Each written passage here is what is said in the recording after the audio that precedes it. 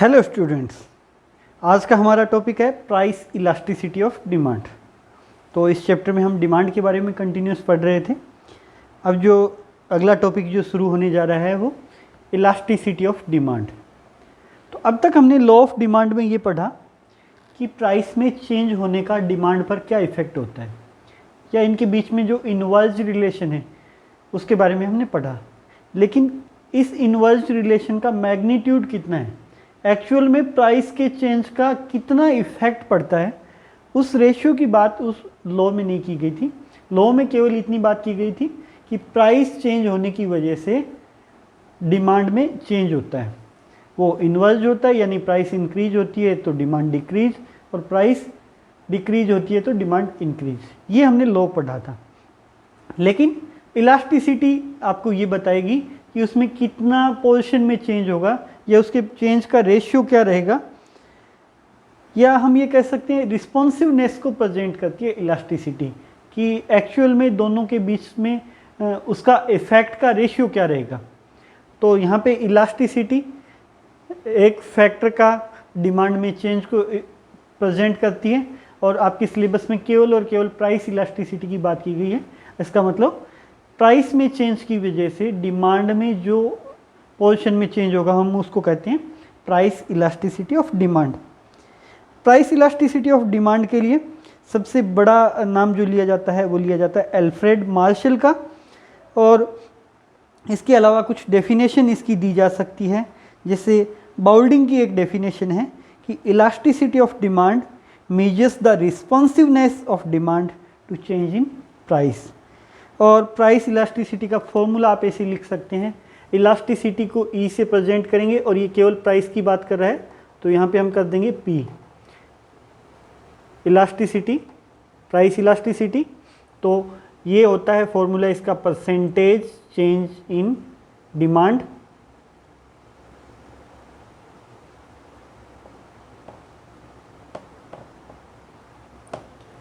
Divided by percentage change in price.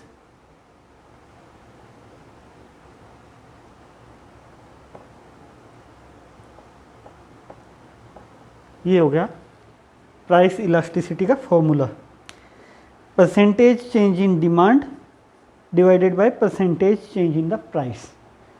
तो percentage change in demand क्या होगा, percentage निकालने के लिए आपको पता ही है, सबसे पहले लेते हैं चेंज को।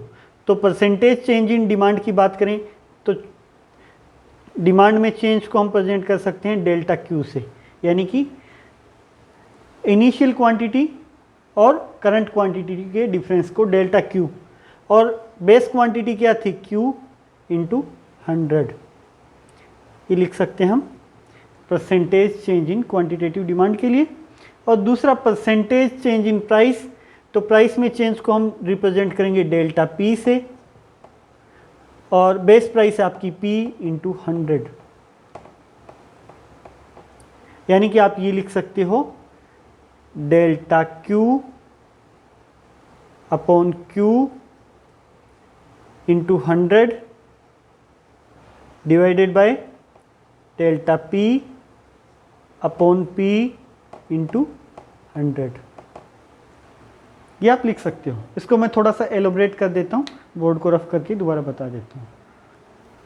तो ये आपका फॉर्मूला आ रहा है, elasticity is equal percentage change in quantitative demand, that means delta Q upon Q into 100 divided by percentage change in price, तो delta P upon P into 100। तो ये आपका 100 से 100 कट गया, आपके पास आ गया डेल्टा क्यू अपॉन क्यू।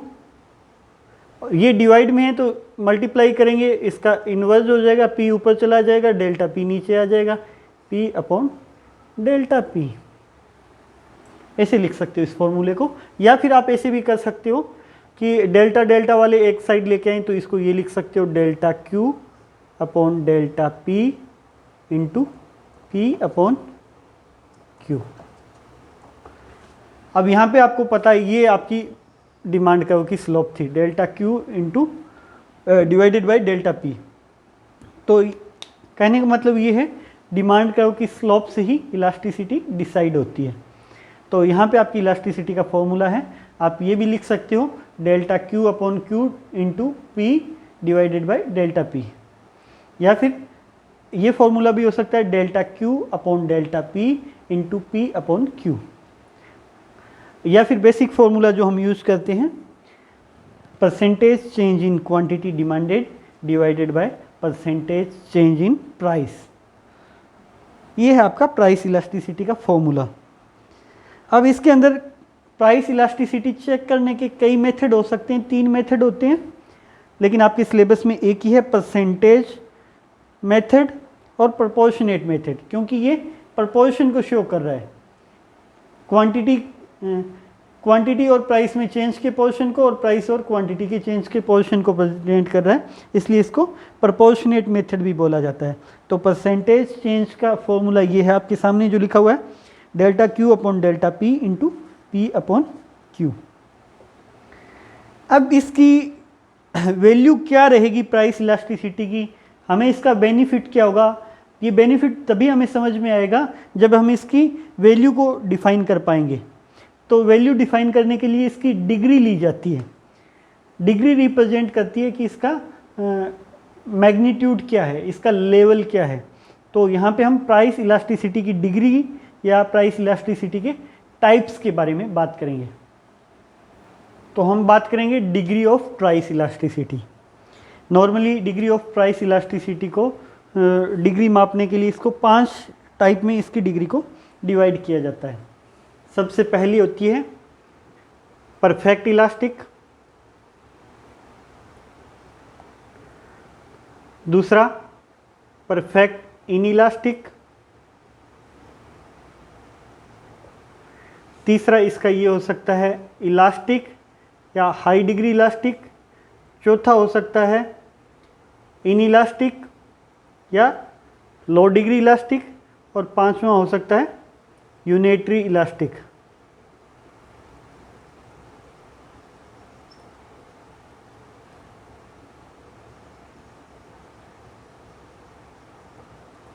इसकी 5 degree हो सकती है।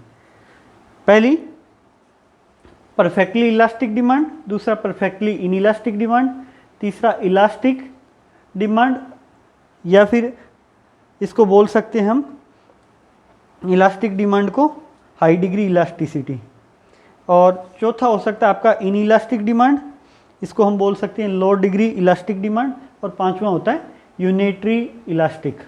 ये पांचों टाइप हम पढ़ेंगे।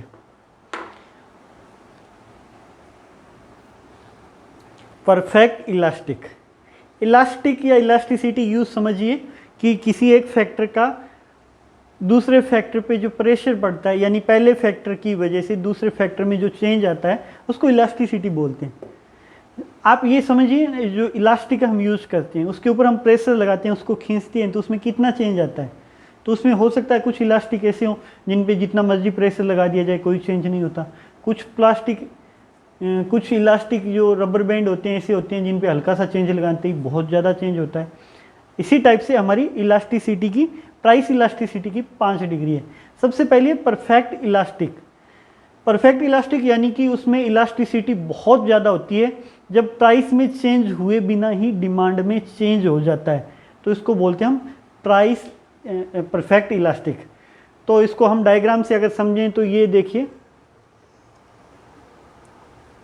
यहाँ पे एक्स एक्सिस पे क्वांटिटी डिमांडेड है और इधर वाई एक्सिस पे आपका है प्राइस, और यहाँ पे डिमांड का कुछ ऐसा होता है परफेक्ट इलास्टिक का। देखिए ये प्राइस है, फिक्स है, कुछ भी मान लीजिए 10 रुपये प्राइस पे ये क्वांटिटी डिमांडेड है। अब ये प्राइस में कोई भी चेंज नहीं होता तो भी ये डिमांड बढ़ जाती है, कोई भी चेंज नहीं होता तो भी ये डिमांड बढ़ जाती है, या कोई भी चेंज नहीं होता तो ये डिमांड कम हो जाती है। तो प्राइस में चेंज हुए बिना ही डिमांड में अगर चेंज हो जाता है तो उसको बोला जाता है परफेक्ट इलास्टिक। और ये डिमांड का हमेशा एक्स एक्सिस के पैरेलल होता है। तो ये सबसे पहला टाइप है perfect elastic demand curve. Okay, अब हम दूसरा टाइप करते हैं परफेक्ट इन इलास्टिक। तो हमारा दूसरा टाइप जो है वो पहले टाइप का बिल्कुल अपोजिट है। पहले टाइप में परफेक्टली इलास्टिक डिमांड कर्व जो था प्राइस में चेंज हुए बिना ही डिमांड में चेंज हो रहा था। अब ये जो है इन इलास्टिक, इसका मतलब प्राइस में चेंज का इस पर कोई इफेक्ट नहीं पड़ने वाला। कितना भी प्रेशर इस पर बिल्ड किया जाए, इसकी डिमांड में किसी टाइप का चेंज नहीं होगा। तो इसको अगर हम डायग्राम से समझें तो ये देखिए, यहाँ पे आपका एक्स एक्सिस पे क्वांटिटी डिमांडेड है और वाई एक्सिस पे आपकी प्राइस है। और अगर ऐसा डिमांड का होता है तो ये होता है परफेक्टली इन इलास्टिक। ये प्राइस यहाँ थी तब भी डिमांड इतनी बनी हुई है, अगर प्राइस बढ़ करके यहाँ से इतनी हो जाए तो भी डिमांड वही सेम बनी हुई है, इतनी हो जाए तो भी ये बनी हुई है। तो ये इस टाइप का डिमांड कर्व जो होता है वो होता है perfectly in elastic demand curve. इसमें प्राइस के चेंज का डिमांड पे कोई इफ़ेक्ट नहीं पड़ता। जैसे कुछ कमोडिटीज़, मान लीजिए कि आपको मेडिसिन है और मेडिसिन में प्राइस में किसी टाइप का चेंज हो जाए आपको लेनी पड़ेगी। अगर वो 10 रुपये की मेडिसिन आ रही थी तो भी आप उतनी ले रहे हो जितनी डॉक्टर ने बताई है, और अगर वो 50 की हो जाए तो भी आप उतनी ले रहे हो। तो इस टाइप के आइटम जिनकी प्राइस का डिमांड पे कोई इफेक्ट नहीं पड़ता वो होती है perfectly elastic, perfectly in elastic demand. Clear? तो अगला नेक्स्ट पॉइंट हम करते हैं। नेक्स्ट पॉइंट है हमारा इलास्टिक डिमांड। इलास्टिक डिमांड वो होती है जिसमें डिमांड की इलास्टिसिटी बनी रहती है, यानी कि इलास्टिसिटी थोड़ी ज़्यादा होती है, इसलिए इसको मोर इलास्टिक डिमांड भी बोला जाता है। इस प्रकार की डिमांड में प्राइस में चेंज की बजाय डिमांड में ज़्यादा चेंज होता है। जैसे आपकी परफेक्ट इलास्टिक डिमांड में बिना प्राइस की चेंज हो रहा था, लेकिन इलास्टिक डिमांड में प्राइस की चेंज की वजह से डिमांड में चेंज होगा, लेकिन प्राइस के चेंज के रेशियो की से ज़्यादा चेंज होगा डिमांड में। तो इस प्रकार का डिमांड का अगर हम देखें तो ऐसा हो सकता है।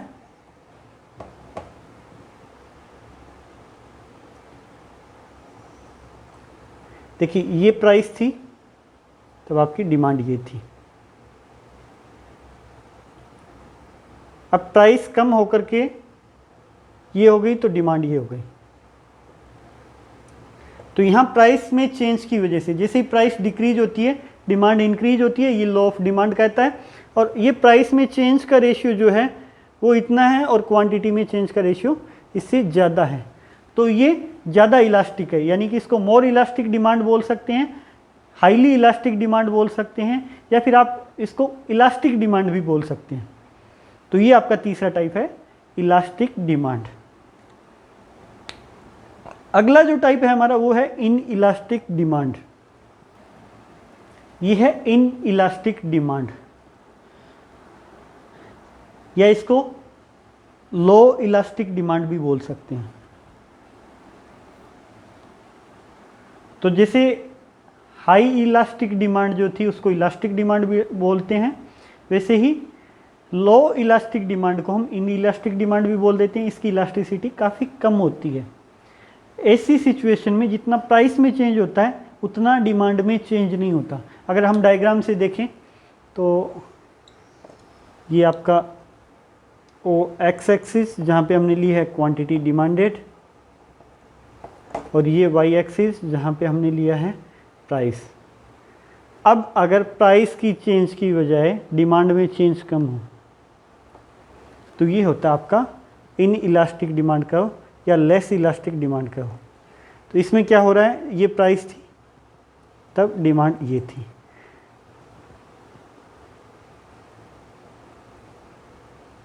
अब जब प्राइस कम हो गई तो डिमांड इंक्रीज होगी, लेकिन डिमांड देखिए इतनी चेंज होती है। जब प्राइस में इतना चेंज होता है तो डिमांड में केवल इतना चेंज होता है। तो इस प्रकार की डिमांड जो होती है वो होती है इन इलास्टिक डिमांड, जिसमें प्राइस में चेंज की बजाय डिमांड में चेंज कम होता है। तो ये आपका चौथा टाइप था इन इलास्टिक डिमांड का। जैसे प्राइस में अगर 50% चेंज हुआ है तो डिमांड में 25% या 50 से जितना भी कम हो, 50 से कम होगा तो वो इनइलास्टिक डिमांड होगी। प्राइस में 50% चेंज हुआ है और डिमांड में अगर 70% चेंज हुआ है तो ये इलास्टिक डिमांड होगी या हाई इलास्टिक डिमांड होगी। और अगर प्राइस में चेंज के बिना ही डिमांड में चेंज हो जाता है तो वो आपकी परफेक्ट इलास्टिक होगी। और प्राइस में चाहे जितना मर्जी चेंज हो, डिमांड में किसी टाइप का चेंज नहीं होगा, वो परफेक्टली इन इलास्टिक डिमांड होगी। क्लियर। अगला जो लास्ट टॉपिक है हमारा इलास्टिसिटी के टाइप का, वो है unit elastic demand. Unit elastic demand वो होती है जब प्राइस और डिमांड दोनों में चेंज का रेशियो इक्वल हो, तो उसको बोलते हैं हम unit elastic demand. Same ratio में जब चेंज होता है तो इस टाइप की डिमांड ये होती है। जैसे ये देखिए एग्जांपल हम डायग्राम से देखें, ये आपका एक्स एक्सिस और ये आपका वाई एक्सिस और ये आपका डिमांड का, प्राइस ये है, क्वांटिटी ये है। प्राइस ये हो जाती है तो क्वांटिटी ये हो जाती है। तो ये जो रेशियो है चेंज का वो सेम रहता है। मान लीजिए प्राइस 50% डिक्रीज हुई है तो डिमांड भी 50% इंक्रीज हुई हो, तो ऐसी सिचुएशन को हम बोलते हैं यूनिट इलास्टिक डिमांड। और इस प्रकार के क्वेश्चन, ये इलास्टिसिटी जो डिमांड की डिग्री है वो आपको न्यूमेरिकल एग्जांपल्स आते हैं जब उसमें देखना होता है कि इलास्टिसिटी कितनी है, और इससे पता चलता है कि कमोडिटी का टाइप कैसा है, इसमें प्राइस का इफ़ेक्ट क्या होगा। मान लीजिए प्राइस कम होगी तो उसकी डिमांड में कितना चेंज आएगा। तो जो बिज़नेस में प्लानिंग की जाती है वहाँ पे ये यूज़ की जाती है इलास्टिसिटी की डिग्री, कि अगर हम थोड़ी सी प्राइस कम कर दें तो इलास्टिसिटी के थ्रू हमारी डिमांड कितनी ज़्यादा बढ़ेगी, हमारा प्रॉफिट कितना होगा, क्योंकि उनको प्रॉफिट मैक्सिमाइजेशन करना है। और अगर हम इसकी प्राइस बढ़ा दें तो हमारी डिमांड कितनी कम होगी। तो वो इलास्टिसिटी के हिसाब से देखते हैं। जिन कमोडिटीज़ की इलास्टिसिटी ज़्यादा होती है उनका हल्का सा प्राइस चेंज करके, कम करके ज़्यादा बेनिफिट लिया जा सकता है, और हल्का सा प्राइस चेंज करना यानी इंक्रीज करते ही उनको लॉस हो सकता है। और जिनकी इलास्टिसिटी कम होती है वहाँ पे प्राइस चेंज का ज़्यादा इफेक्ट नहीं पड़ता। तो उस कमोडिटी के टाइप के हिसाब से, इलास्टिसिटी के हिसाब से प्लानिंग की जाती है, इसलिए ये काम आता है। तो ये आपके थे इलास्टिसिटी के टाइप। अब इसके कुछ पॉइंट हैं, कुछ फैक्टर्स हैं जो इसकी इलास्टिसिटी को अफेक्ट करते हैं, उनके बारे में हम पढ़ेंगे। वो फैक्टर्स जो प्राइस इलास्टिसिटी को डिटरमाइन करते हैं, या वो फैक्टर जो इस इलास्टिसिटी को अफेक्ट करते हैं, उनके बारे में हम बात करेंगे। तो ये कई सारे फैक्टर हैं जिनके बारे में मैं आपको ब्रीफली बता देता हूँ। सबसे पहला है अवेलेबिलिटी ऑफ क्लोज सब्सटीट्यूट्स, कि किसी भी कमोडिटी के क्लोज सब्सटीट्यूट कितने हैं उसके हिसाब से उसकी प्राइस इलास्टिसिटी होगी। जिस प्रोडक्ट के क्लोज सब्सटीट्यूट जितने ज़्यादा होंगे उसकी इलास्टिसिटी उतनी ज़्यादा होगी। मान लीजिए कि चाय के क्लोज सब्सटीट्यूट है कॉफ़ी, तो प्राइस हल्की सी चेंज होते ही लोग सब्सटीट्यूट कर लेंगे। अगर चाय का सब्सटीट्यूट कॉफ़ी ना होता तो प्राइस में चेंज का उस पर इफेक्ट उतना ही कम होता। अब चाय का रेट जैसे ही बढ़ेगा तो लोग कॉफ़ी को सब्सटीट्यूट कर लेंगे। तो जितने ज़्यादा क्लोज सब्सटीट्यूट किसी प्रोडक्ट के होंगे उसकी प्राइस इलास्टिसिटी उतनी ही ज़्यादा होगी। जैसे पेप्सी और कोक की बात की जाए तो यहाँ पे इलास्टिसिटी ज़्यादा पाई जाती है, हाई इलास्टिसिटी होती है।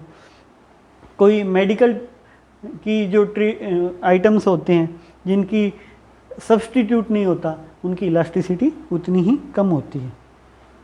दूसरा पॉइंट है nature of the commodity. Commodity का नेचर कैसा है, वो कितनी इम्पोर्टेंट है, तो उसके हिसाब से भी इलास्टिसिटी डिसाइड होती है। अगर मान लीजिए कि वो बहुत ही नेसेसिटी के आइटम है जिसके बिना रहा ही नहीं जा सकता तो उसकी इलास्टिसिटी कम होगी, प्राइस में चेंज का इफेक्ट उस पर कम होगा।